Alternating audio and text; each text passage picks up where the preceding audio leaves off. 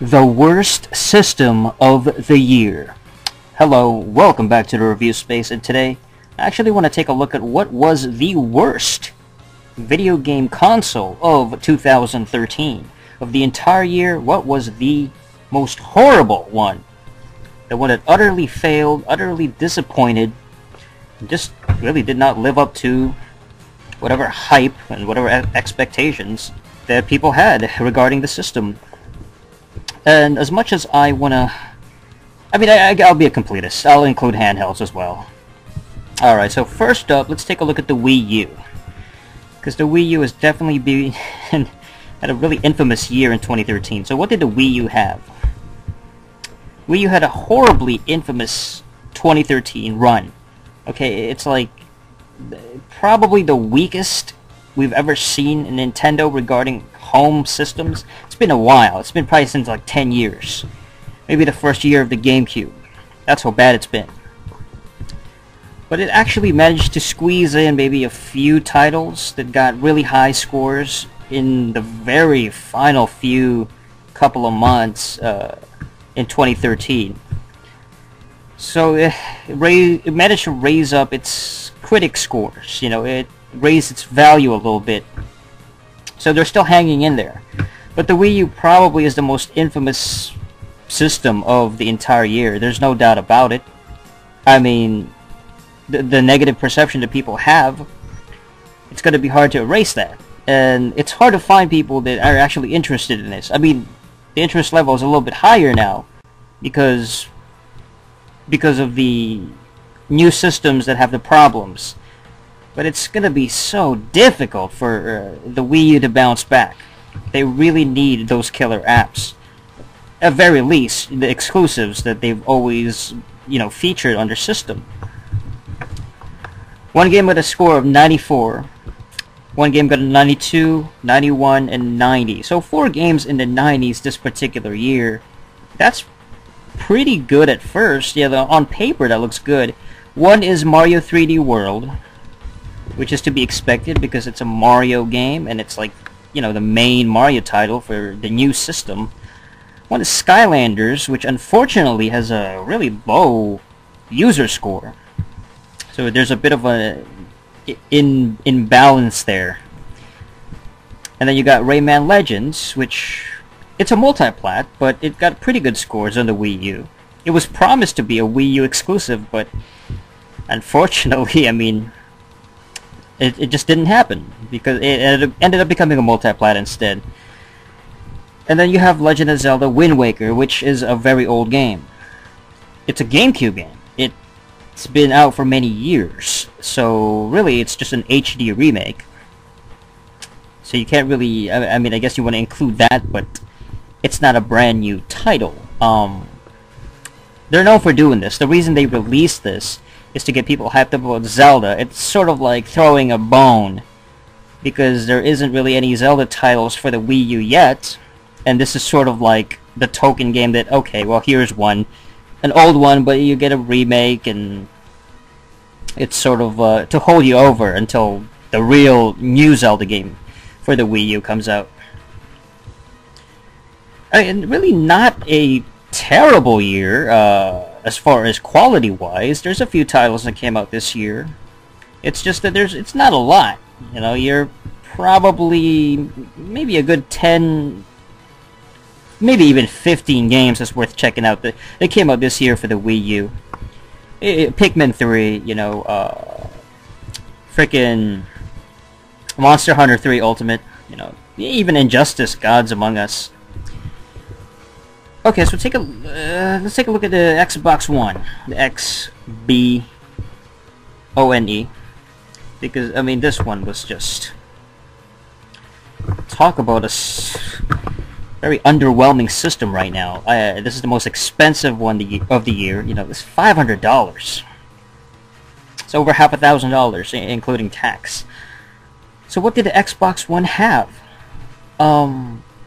FIFA, NBA 2K14, a bunch of sports games. Forza, Just Dance is currently the 4th highest Metascore rated game. Just Dance 2014. Dead Rising 3 is on there, but I mean, yeah, Dead Rising 3. I mean, really? Dead Rising 3? Is that a killer app? No. Because we've seen Dead Rising, we know how it plays, and it's like more of the same. And I don't even think the graphics are that great. You know, I'm sure somebody out there is like, "Oh my God, this game is game of the year," but give me a break. Killer Instinct was a flop, you know. I mean, come on. This disappointing, unfinished mess. Xbox One, I mean, this is probably one of the weakest launches I've ever seen as far as quality of titles, overall games, the selection. I mean, my God, there's no reason for me to get it. I mean, it's amazing because I really like the original Xbox. I still play it from time to time. It had a pretty damn good library of titles, like pretty awesome fucking games, and some exclusives too. Well, pseudo-exclusives, because, you know, the PC shit. Same with the 360. The 360 is pretty damn good. So, you know, as long as you take care of it and you got a good alternative, you know, controller and maybe a fight stick or something. You know, 360 is pretty damn good. And then you got the Xbox One, which is a piece of garbage right now. I mean, there's really nothing on it. There's absolutely nothing on this system that I want to play. It's going to take a long time for me to want to get into this. They're going to have to release certain titles on this. It's amazing. And there's really nothing right now. Nothing is drawing me in. I'll never understand why you waste 500 bones on this. Considering that there's nothing on it. You're gonna have to wait a while to play some of the better games or whatever promises they have in the future. It's almost like, why get it right away, you know? It's that stupid consumer mentality that people have. So Xbox One is pretty bad.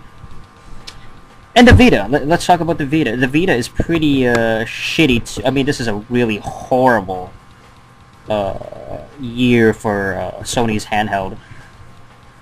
Really not much came out for the Vita. I mean, my God. Nothing over 90 as far as the meta scores. Even the user scores, there's really nothing on there. I think Rayman Legends was probably the highest, 8.8, and then 87 overall, so that's the one, like, considering both the user and the meta scores, Rayman Legends apparently is the best reviewed game so far. Walking Dead did pretty good too. A Telltale Games got a 9.0 from the fans, but it only has an 82 from the actual, you know, Metascore. The PS Vita, Jesus. I don't know. I mean, there's really... I mean, is the Vita worse than Xbox One? Alright, so I've made up my mind. I think the worst system of the year, overall, it's gotta be the Xbox One. I'm sorry, but God, there's nothing on there. I'd rather get a Vita than the Xbox One. At least the Vita has Street Fighter Cross Tekken and PlayStation All-Stars. It's got all these little ports of the PS3 style games, you know, certain titles like that. It's got a Dead or Alive game, Dead or Alive 5 Plus on there. You know, so little ports of games, you know, Killzone Mercenary. Certain titles that seem interesting. Tokyo Jungle is on there. Look at fucking Tokyo Jungle. So the Vita looks like it has some value. I mean, if you like certain titles, you like ports of, you know, already available current-gen games. The Wii U, I'd rather get a Wii U over the Xbone. Again, Wii U has more titles on there.